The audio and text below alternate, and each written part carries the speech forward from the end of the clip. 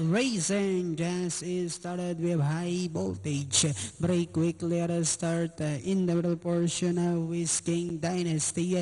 Then followed over by Ako Ngayon. Then next online down on the inside is Mary Decker. My Principal comes next.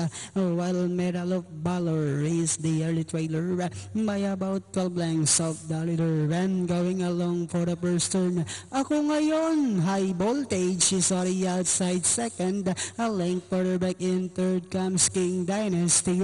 Then next on line is Mary Decker, and Medal of Valor comes next, and on the outside comes My Principal. Half mile distance they traveled.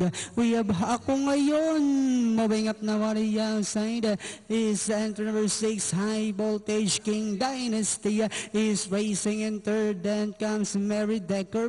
Next on line is My Principal, while Medal of Valor now running at the tail of the field. And at the far turn we have high voltage about to throw the challenge now on the outside is King Dynasty, and 6 lengths further back in third comes Ako Ngayon, Mary Decker. Then next on line now is My Principal, and they are now entering the home stretch. High voltage King Dynasty is on the outside with about 150 meters more to run. High voltage King Dynasty is on the outside. High voltage King Dynasty, high voltage King Dynasty, and finally it's high voltage King Dynasty.